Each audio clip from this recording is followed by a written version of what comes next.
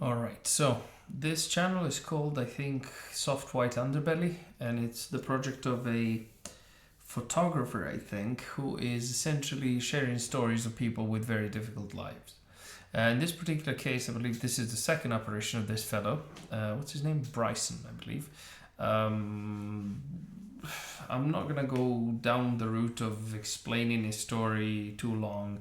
Plus, this video has been fairly successful, so chances are that people can go and see it of their own accord. But anyway, so what is happening at the moment is that this is the second time they speak, and he has just failed. Bryson is trying to get sober from fentanyl addiction, I believe, and he has just failed.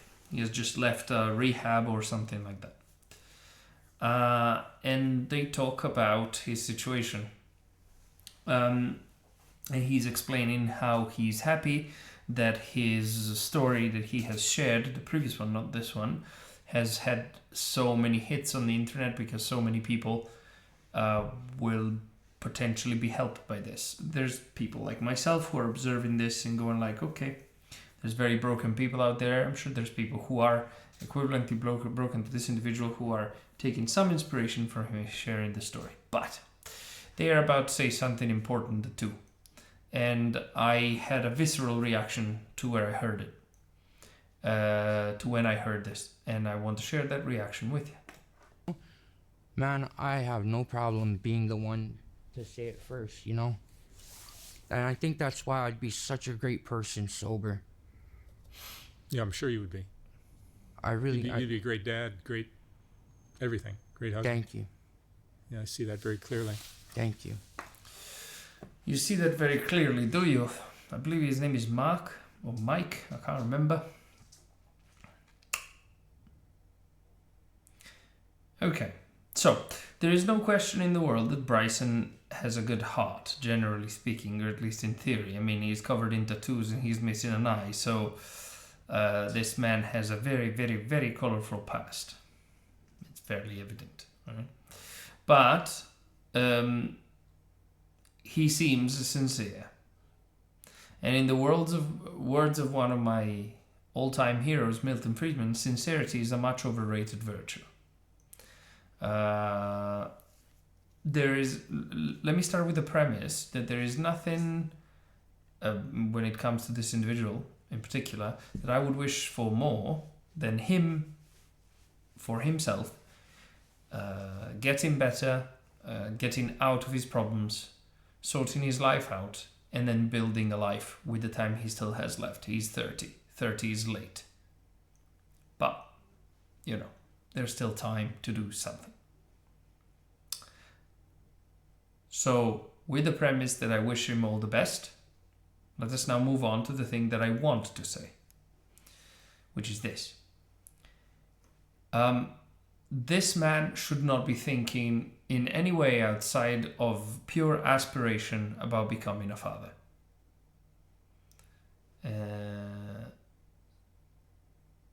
He does say, to his credit, that until he gets rid of this addiction, nothing else can happen, and I agree.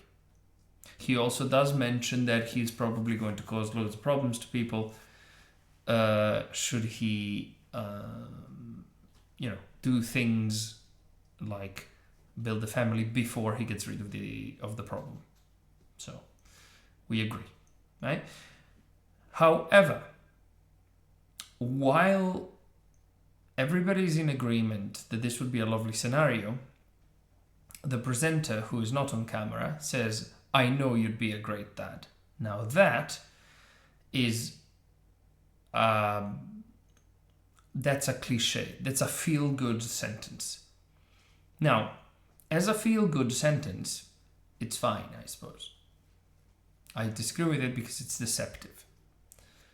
But the one thing that irritates the living bejesus out of me whenever anybody talks about being a father, being a mother, being a good father or a good mother, etc., is that nobody, for reasons I do not understand, seems to ever care about the child. The same logic applies to when talking about abortion, when talking about foster care, all sorts of stuff.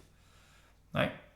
The child Or when two gay men, for example, want to adopt a child, they just talk about it like the child is like a thing, it's an object. They talk about it like a pet. That is very irritating to me. A child at the beginning is very, very highly dependent, but that child eventually transforms into a person, an adult with a full free will and their own aspirations and goals and everything like that. That needs to be firmly in the minds of parents out there. I am one of several, right? If you listening to this are not a parent, well, you need to understand that that child isn't an object. It's not a thing. That is a person. At the beginning, they are a thing. And the more they grow, the less of a thing they become. Because at the beginning, all you do is feed them. And make sure they don't die, fundamentally. Right? Then you start educating them. And then they're still fully dependent on that. They see the world through your eyes and then through imitation. But eventually there's a transition. And they start seeing the world through their eyes. And that transition is different from individual to individual and so on and so forth. For a person like Bryson, who has a very, very, very special CV at the moment, aiming to become a father and to have a family and a healthy family and the white picket fence and everything is possible, but it is exceedingly unlikely because he's crawling out of the hole he's dug for himself is going to be very, very, very difficult. And I wish he succeeds and I wish he makes it. But arguing that he's going to be a great father because he's got a good heart or something like that is offensive. Is offensive towards all of the fathers who have been fathers for a very long time. And it's damaging, I think, to Bryson himself. Because it sets the target to a position that's very dangerous. And makes Bryson, it further...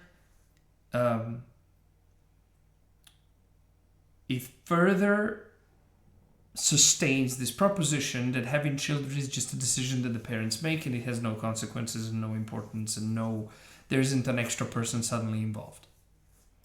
There is. Being a father isn't about having a good heart. Being a father isn't about having the courage to change the error of your ways or to admit to a mistake or to do so publicly or to humiliate yourself in front of a camera, which is what they're alluding to at some point, in front of hundreds of thousands or millions of people who will observe and judge. That may be one manifestation, but being a father... that may be one manifestation of being a good man, I suppose. One could argue. It's difficult, right? We're walking on a lot of eggshells here, and it's a very, very broad set of ideas. But being a good father, I suspect, and I don't know if I am one. This is also important because I can't judge that, right? I can go in the direction that I think is right or is best. But anyway, being a good father, the way I imagine it and the way I execute it, is complicated. Frequently, you're going to have to do things you find unpleasant.